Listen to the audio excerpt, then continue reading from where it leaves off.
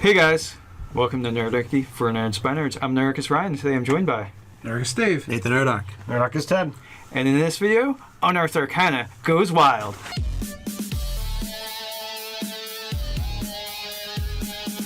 If you want to jump down to the description below, you can sign up for Nerdarchy, the newsletter. It's a great way to get weekly gaming tips, as well as learn how to game with Nerdarchy. Ted won initiative on that one.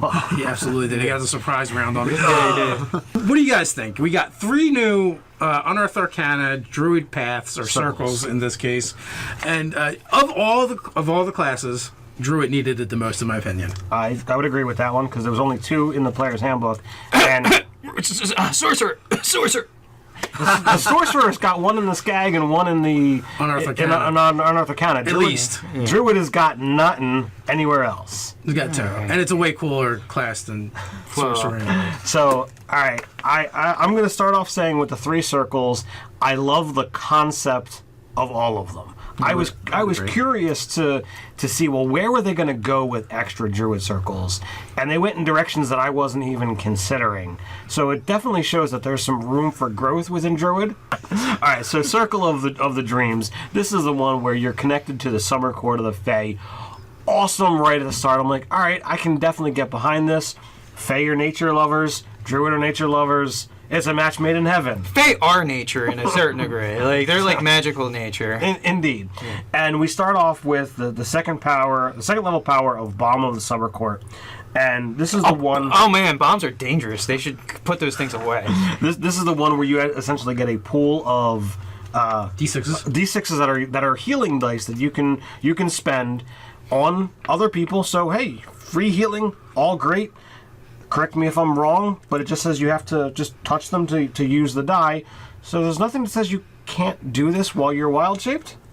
You don't have to touch them. No, it's a bonus action. Within 120 feet. Oh, the 120 feet thing is really nice. And you can do it wild-shaped. So, even better. And then when you actually do it, they get a bump to their speed as well.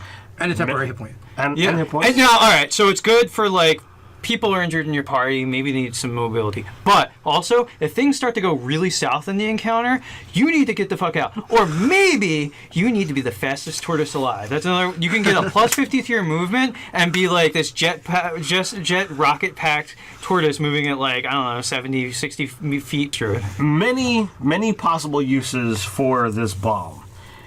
And you get this at second level. None of them exploding, though. None of them explode. I think after this is where it starts to go south.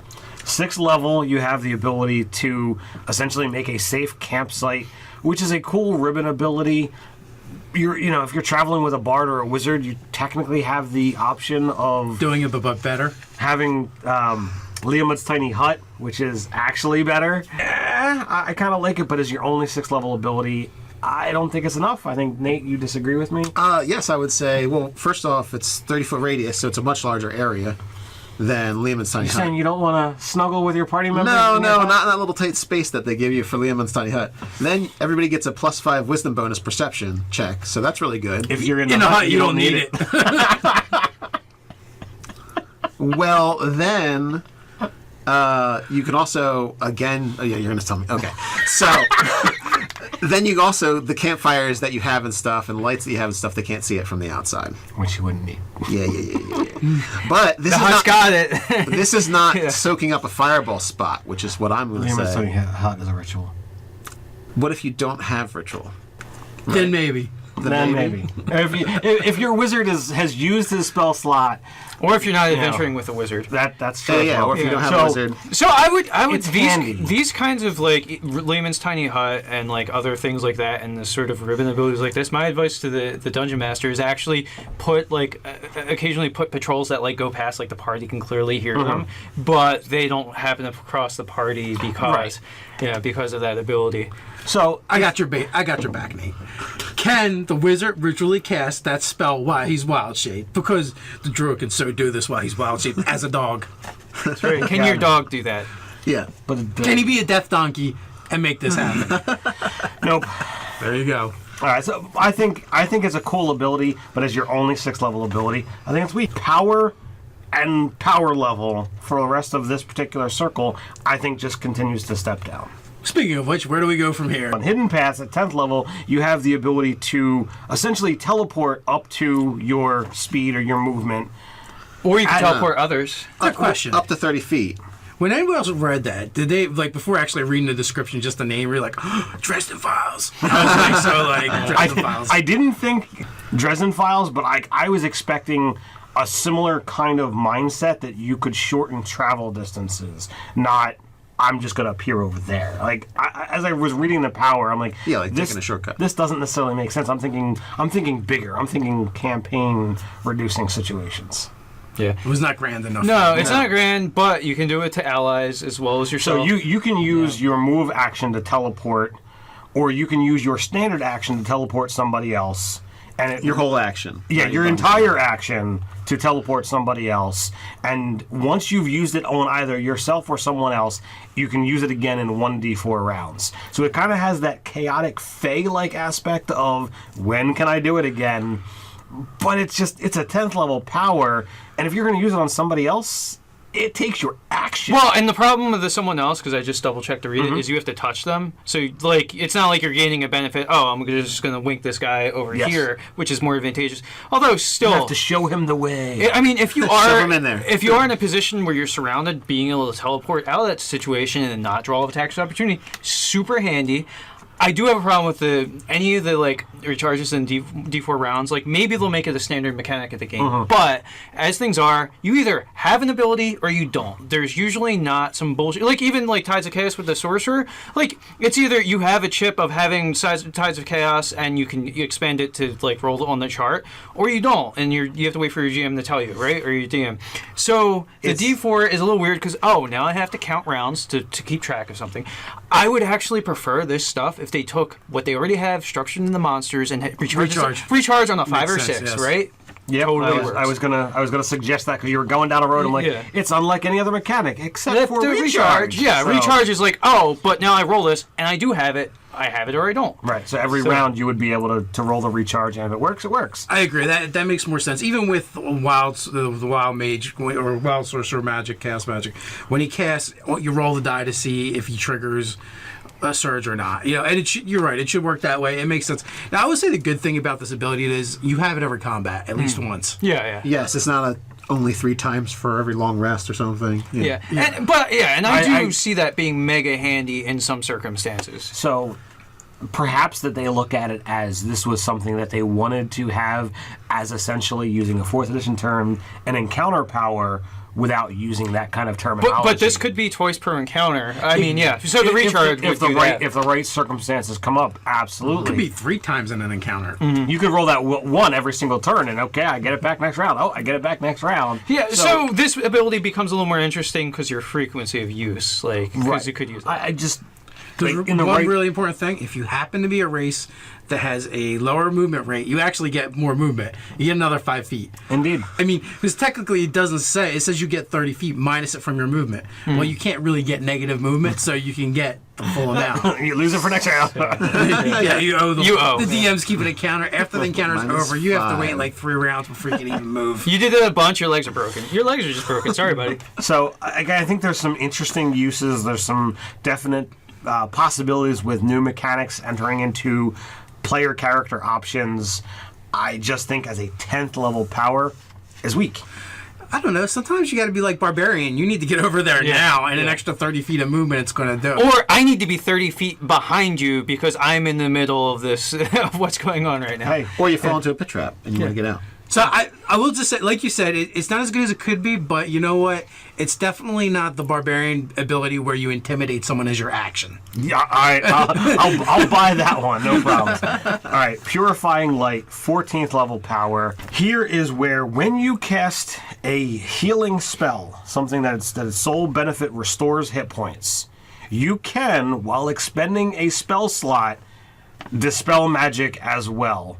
And you can do it to any number of people that are recipients of the spell with using the spell slot. But you're burning per slots. single. You're burning so slots. Nate and I were talking about this off camera, and he thought, wow, this is a really good ability. Yeah, Until I thought he it was. realized that each expenditure of dispel magic uses the spell slot. Now, there's an easy fix. You look at the paladin, their ability to, like, maybe every application of this could remove one condition or whatever, disadvantage thing. I would model this off of the paladin, like, so whenever you cast either healing magic or use your dice, let it do that. Like, it still expends that resources because you're limited by, like, say 10 with your 10 healing dice, 10d6, or anytime you cast any of your healing spells, you can get rid of one condition on someone. Right. So, like, it's like the paladins lay on hands. They can spend 5 points of their lay on hands ability. Well, getting access to this at 14th level, it's like you're getting it later because it's not a core feature of your class, but it still gives you a nice, interesting access to a new suite of abilities. It's already rough, and they also give it to you a max of 3 times per long rest. But here's the thing: like, if you just want to use it on one person, right? Say the barbarian is damaged and charmed, right? But he's not damaged that much. You can cast a cure spell as a first level spell, and then as another first level spell, you dispel magic on them. You have to use the dispel magic Equal slot. Equal or greater. Okay. Yeah, equal or greater. Using a spell with a slot level equal to the slot used to cast the healing spell. Okay. It is still a double expenditure. Which So, is, all right. but, So, yeah. so if you want to uncharm your barbarian friend, you No, could. it's not a double. Like, you're getting double actions. Actually, it's a. Well, you would getting, be able. I mean, it's economical because the spell magic would be a 3rd level spell, and you're getting it for a 1st level spell slot if you're using a 1st level cure light wounds or second cure level. wounds.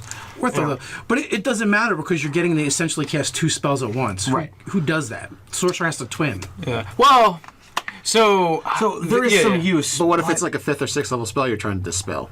Choose one creature, object, or magic item. Any spell of 3rd level lower the target ends. For each spell of 4th level or higher than the target, make an ability check using spellcasting ability. The DC equals 10 plus the spell's level. On a successful check, the spell ends.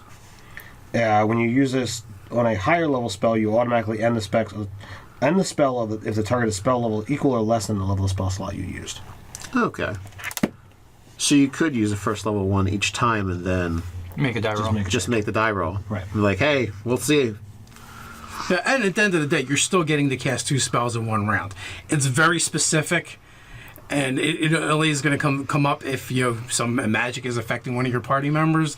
I think this would fit more in the domain of protection than in the Circle of Dreams, but Well, it has to do with unloosing enchantments and Fae. unwinding. Oh, okay. So All right, yeah. That part makes a lot of sense. Yeah, it kind of works thematically, but again, like, I don't think it's a bad ability. It is kind of, and it's interesting, but it's going to be such limited use for a 14th level ability. Yeah, all right. So there's Circle of Dreams. Well, next we get to move on to the Circle of the Shepherd, and here is the design that you are the protector of beasts. You don't get a beast, but you're protector of them. You don't get a beast. Yeah, Nate was flipping through, and he's like, all right, this is the one we must get an animal companion. I skimmed the entirety of it. I'm like, Where's you almost the tricked me. So technically, if you actually have a good DM, you can get one because you have the ability to talk to them. Well, there's that. You could just be like, hey, do you want to follow me around? You want to be my friend? I'll give you food and scratches behind the ear. So there's ways for you to do it without it actually being built into your class. So I actually kind of like this one.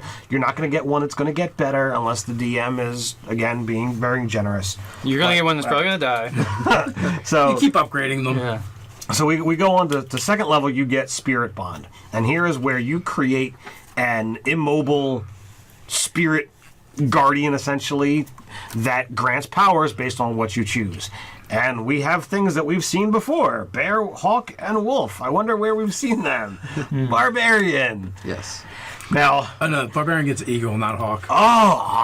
It's so different. Is the spirit bond, is that immobile when you summon? absolutely is. Okay. Yeah, that's the kind of thing I'm not so cool about. Keen but- on, yeah. Yeah, I'm not keen Immobile. on that. Yeah, that's a ball. So the bear gives you temporary hit points, advantage on strength checks, and strength saving throws while you're in the area. The area is a 30-foot radius centered on this immobile thing that you know it's there, and your companions can kind of feel it because they're bolstered while they're around it, but it doesn't actually take up a space. People can go through it, stand in it, It's not affected by anything that's out there. It's almost like planting a standard in the ground, but instead it's a spirit animal. Right.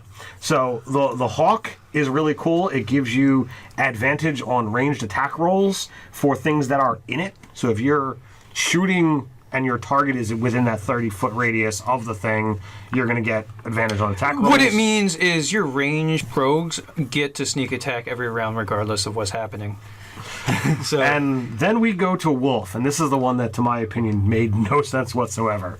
Each one, they go into a description of what the thing is, and it says the wolf spirit lends you and your allies its precise senses, while your magic works to benefit the members of your pack. You and your allies gain advantage on all ability checks made to detect creatures in the spirit's aura. In addition, if you cast a spell with a spell slot restores hit points to anyone inside or outside the aura, each of your allies in the area also regains hit points equal to your druid level. I can understand it helps you detect. To me, if you're giving the spirit of the wolf, it should be something about pack tactics. 2 people working together or multiple people Combat. together. That's what Ted wants. Yeah. He wants brutal combat. What they're saying is you all belong to the same pack, Yeah. so you can share the healing. my only problem Equal to your is druid level. the wolf and the bear seem like very samey with like minor tweaks. Like I my problem is like the bear is like, oh, you get something with hit points, and the wolf you also get something with hit points. Oh, okay. All right. Well, So that just Well, you seems a get little weird. advantage on strength checks. That they both do hit points is kind of... So, and one's temporary hit points, the other one, it shares the healing. All right, I guess I'll kind of see Wolf's it, but actually better than Yeah. the bear, really. Yeah, especially depends upon how much you're healing. fighting invisible foes or whatever. Yeah. So, all right, so it's a little bit better than I initially thought. Also, at second level, you get beast speech, which allows you to communicate with beasts. I think it's fantastic. It doesn't make them friends with you. It gives You're not going to become Facebook friends, you know. You're not going to hang out. It's got notes on there saying that, okay, as a DM, please remember that animals only have so much ability to communicate. While you can talk to them, they're not going to be able to follow complex plans. Their intelligence is only so high. So basically, if the druid's making complex plans, you should have the animal fuck them up. what that tells me is the dungeon master. Yeah. You thought this was a benefit? Foolish mortal. Sucker. So 6th level, we move over to... It gets distracted by food every single time. Yeah. Yeah, so 6th is Mighty Summoner. And basically, when you summon animals, you're going to have extra hit points for every level. Well, every hit dice, they get right? two extra hit points per hit die that the thing has. That's gonna help bolster them a little bit. And their natural weapons count as magical. Yeah. So when you're bringing them along, you've got the ability to actually harm those monsters that actually require Demons stuff. or whatever. Yeah, Right. whatnot. The 10th level, you get your Guardian Spirit, which essentially you get a death ward every day. Not bad. It's actually really awesome. Yeah, that's a So that's a it's- biggie. It's as per Death Ward in the player's handbook, which means anytime you would be brought below 0 hit points, you can choose. Nah, you know what? I'm going to be at 1 instead. And the spell ends when it goes off, and then there's no more Death Ward. But in the handbook, the duration is 8 hours. Your Death Ward, 24. Fantastic. It also can negate anything that's going to outright kill you. So things like disintegrate. Oh, you failed your saving throw? Never mind. You have a death ward. Yeah, I mean, basically, once per day you can die but get better, like, is what happens. And then, if you stack that with a half orc, that means twice per day you can kind of more or less die but get better. Yeah. And the half orc going with the circle of the shepherd, I think it's a good mix. I don't know how you guys feel. Well, thematically, it definitely works as well. Very, very tribal feeling. And then we move on to the Faithful Summons, which this one, it's your 14th level ability. You have the ability to, conjure animals. You can cast it without using a spell slot. As a 9th level. As a 9th level spell, when you would get dropped to 0 hit points or be incapacitated against your will. And it specifically says against your will. When would you be incapacitated Willingly? willingly? I've been in some situations. Well, good night out for some people. Yeah, there's some special lady that's willing to tie you up, and you're like, oh, but these bears are ruining this. They're ruining the Well, moment. what if you're into the bears? I mean, you're already going crazy. Yeah. Essentially, it's going to allow you to get 4 animal companions summoned that are challenge 2 or less that are going to be beasts. When you really need them. Polar bears. Basically, you get to call polar bears. You can call 4 polar bears, and it gives them automatic directions. It says that If they receive no commands from you, they protect you from harm and attack your foes, and the spell lasts an hour. So it's pretty nice. So if somebody ties you up, I'm incapacitated, look at that. Poof, they show up.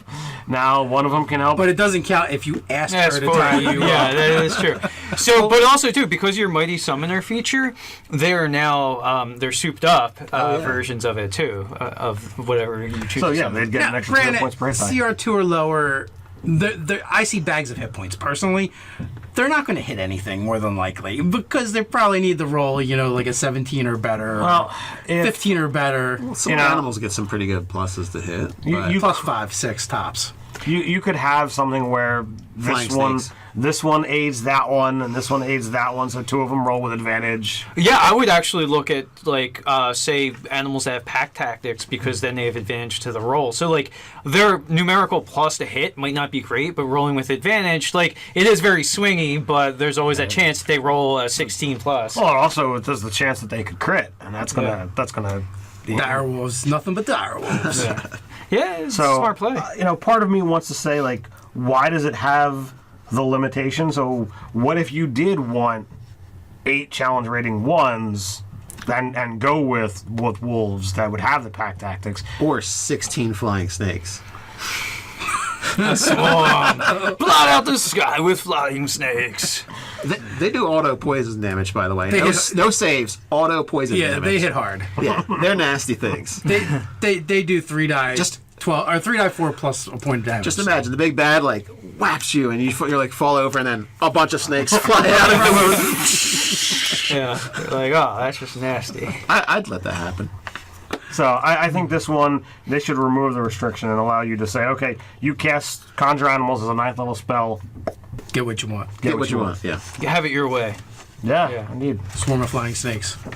And that's what you want. So, Circle of Twilight, when you guys want to... Team Edward. Team Edward. I think we just lost some... So Twilight there. Harvest Scythe is really a great power. It's very similar. It kind of mirrors the Summer Blessing or whatever, the Bomb of Summer. Yes. But This one really does have a bomb. That yeah, goes off. it's D10. Necro bomb. Yeah. Instead of rolling d6s to heal your opponent, your adversary, your allies. There's the word I'm looking for. Yeah, you're doing D10, and if things die, you get hit points. It's d10 necrotic damage on your damaging spell. Yeah. So it's I'm gonna cast Thorn Whip because I can damage you with this cantrip, and then I'm gonna stack some necrotic on Then I'm top going to of do it. 20 die 10. Yeah, Well, Harvest that's how you get- Scything or Harvest Scythe, just a sweet named. Yes. Yeah, the names are pretty good on this. And if it's undead, it's even more hit points. It's 5 instead of 2 that you're getting per die. Per die of healing. You might only do 10, but you're going to get 50 hit points. I like the concept of getting these pool of dice that supplement your spellcasting in both of them. I think it's kind of cool. And with the Harvest Scythe, it's nice because if you're going to be doing the kind of strategy on what you're actually killing and what you're actually harming with it, you can slam out. As long as you get 1 undead in the mix of it, then you're good to go for the 5 hit points a die. And thematically, it makes sense that you're targeting it because this thing views undead as an abomination. So obviously, this is the first thing to attack. Yeah, it's nothing like saying, man, undead are abomination. I need to use their power against them.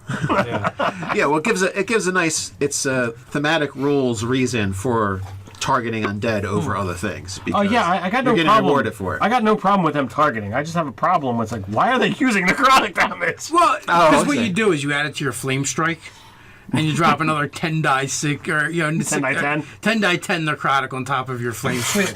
You know what the problem with that is, though? Aren't a lot of undead immune Resistant. or resistant?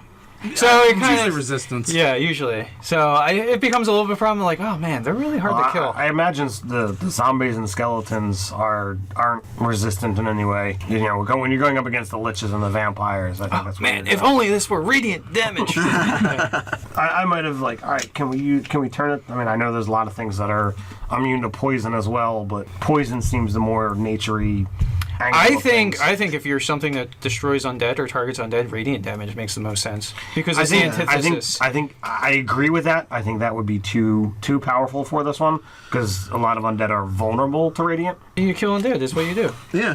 Just It's saying. like the thing of the raccoons eating trash and talking about you should taste this. This is awful. You're undead. You're an undead slayer. This is what you do. Yeah, but you won't be nearly as effective against angels. That's true. Like for this destroying And angels, everything. like you should. And everything needs to die. I hate undead. You know what? This is the perfect path for the one that kills angels. Yeah. And at 6, you get a speech beyond the grave, which is like Speak with Dead, but better. Because you can talk to dead cats. Schrodinger's cat, you can totally interrogate it. Were you in the box or outside of the box? Answer me. So when you Burning when you cast this spell on a corpse, it doesn't matter. There is no language barrier. Yeah. It understands you. You understand it. End of story. And how Ryan was saying earlier with Schrodinger's cat, even if it's not smart enough to speak with you, it doesn't matter. That cat that you can't talk to, You wait can for it to die, and you can. Yeah. The cat, you've seen everything. Who killed the king? Or All right. Oh, I'm man, sorry I have to do this this. is for the greater good. you can wait for it to die, or just harvest Sith. Safe, yep. And regain hit points for doing so. Now this is a win-win-win. So then, that's awful. 10th level, we have Watcher at the Threshold. You gain resistance to necrotic and radiant damage. In addition, while you aren't incapacitated, any ally within 30 feet of you has advantage on death saves. I was like, ooh, that's pretty sweet. As I was reading it and it said any ally, I was like, oh, wait, is this going to be some kind of awesome paladin aura? And I was like, oh, advantage on death save's all right. Yeah, it's not you're sharing your resistances, but Yeah, that would've hey, been really awesome. You're trying to keep them over here. You know, But- you still advantage on death save. Okay, so it's not super awesome, but it's good. Yes. And yes. that's on top of resistance. Yes, to necrotic yes. It's and radiant. it's a good power. I was just hoping for more. That's all. I read Because it. I'm playing this Druid. So. I read it and I was like, this is awesome. Like Yeah. I was happy with it right away. Advantage on death saves for your entire team. That's Well, pretty cool. that would have been too much. Each death save, you've got a 55% chance of being successful. This just seriously upped the odds. It's the only thing that does that, isn't it? Right? I believe so. Sorry, I was thinking old school D&D. I was thinking about death saving throws, not you're talking about when they get knocked down to 0. These Yes. are the oh wow, yeah, that's really good. This is live or die. Live Yeah, or die. live or die advantage. That's good. Yeah, I mean, we've seen the results of not having a death or a Twilight Druid at the table. So Yes. yeah, Only one character's died. through the rolls. Yeah, we've had many characters be close though. Yeah. Well, you know, in the one game we had 2 characters die, but Well, that just was a sheer amount of damage. yeah, this was not going to help. That death ward ability would have been nifty though. Yeah, I still think the amount of damage would have still killed those characters. Though. The 14th level, you get Path to the Dead. Which is an awesome name. Mastery of Death allows you to tread the paths used by ghosts and other spirits. So when you gain the feature, you can cast Etherealness. And then once it ends, you can't cast it until you have a short or long rest. But short or long rest, rather than just long rest, pretty impressive. It's an extra casting a day, so you know, not Well, bad at all. Etherealness is not cheap. Very happy with all of the 3 circles they gave us, but wait, there's more. There's all right, rules. It should have stopped there, but all it right. doesn't. I'm happy with 2 out of the 3. I can't say very happy with all 3. I'm happy with all 3. I think I it's like more choices. We have 5 druid choices, and you know the one, you know, maybe it's not as good as the other ones, but you're compared to Circle of the Land. Circle of the Land's not that great. How many people have played a Circle of Land druid in any of our games? 2. In the comment section, tell us if you've ever played a Circle of the Land over Circle of the Moon. The optional rules for Wild Shape, you guys were talking off camera about like what is really the options here. And I summed it up with, well, this is if you're burdened with choice. You sound very nonplussed about this. So the way it works is instead of just being able to say I can wild shape into anything, there's specific rules on what to actually do, and it gives you tables based off of what region you might be from, and you can make a selection of those, and as you gain levels, you have the ability to acquire more. And then there's specific rules on if you want to add extra things into your list, here's how you actually do it. And it requires interaction or observation with beasts. You know Plus what a this is level. for? This is for if your dungeon master is kind of a dick about like, oh, have you seen that thing? I don't know. Like, it makes you make a roll of like a 15 plus or something and then say you've seen it. Spelling it out when your DM is so adversarial that you actually need a clear cut rule. Yeah. to do that. Or it's if your DM just thinks Wild Shape is too good and you have too many choices and options and wants to take the ball away. Well, from you. if your group decides kind of thinks that wild shape is broken, this is a way to rein it in because you do get a ridiculous ridiculous amount of options with Wild Shape, but I'm okay with it because I just think it's cool. Land shark. Is that where you jump off the top of a roof, turn into a shark, and try to land on someone? I think so. He's stuck though landing, or at least that halfling anyway. No, that's when you turn into a marlin and skewer them with your nose. Or Norwal? Yeah. Fastball special with the barbarian. Yeah. Yeah. Oh man, he's been fished. You play the halfling druid at wild shapes There you go. while you're being thrown. Can you Wild Shape as a reaction? Is the circle the moon? What is the circle? Bonus action. You can ready your action, though. Yeah. You could ready that bonus action. Absolutely. Once the half-orc barbarian tosses me a wild shape into a marlin, Yeah. There we go. I'd allow that. Why not? That is just ridiculous. What is the damage on the marlin? In the comments below, put down what you think the damage on a projectile thrown marlin would be. And does the barbarian get a strength bonus? Yes, absolutely. Wait, and the range increment. What's the range increment as well? I'm thinking about 20 feet. He gets the 10. he gets 10 strength foot for bonus strength bonus.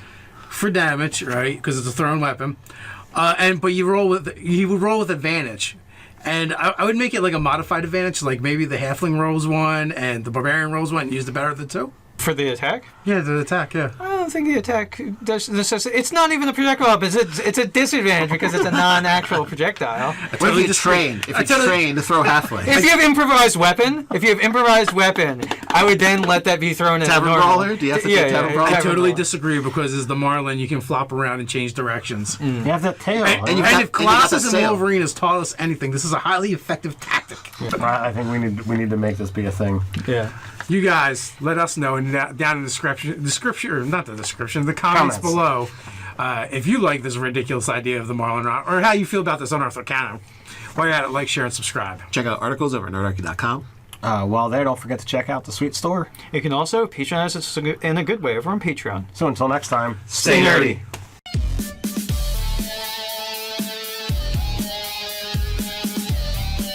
Wild shaped. So, even better. And then when you actually do it, they get a bump to their speed as well.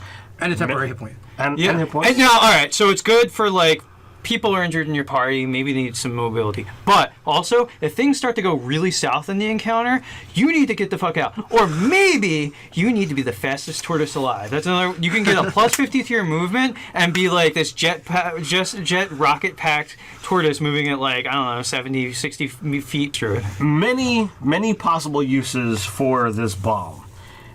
And you get this at second level. I think None of them exploding, though. none of them explode. I think after this is where it starts to go south. 6th level, you have the ability to essentially make a safe campsite, which is a cool ribbon ability. If you're traveling with a bard or a wizard, you technically have the option of Doing it, but better. having Liam's Tiny Hut, which is actually better. I kind of like it, but as your only 6th level ability, I don't think it's enough. I think, Nate, you disagree. Hey guys, welcome to Nerdarchy for Nerds by Nerds. I'm Nerdarchy Ryan. Today I'm joined by. There's Steve. Nathan Nerdark. Nerdark is Ted. And in this video, Unearthed Arcana goes wild.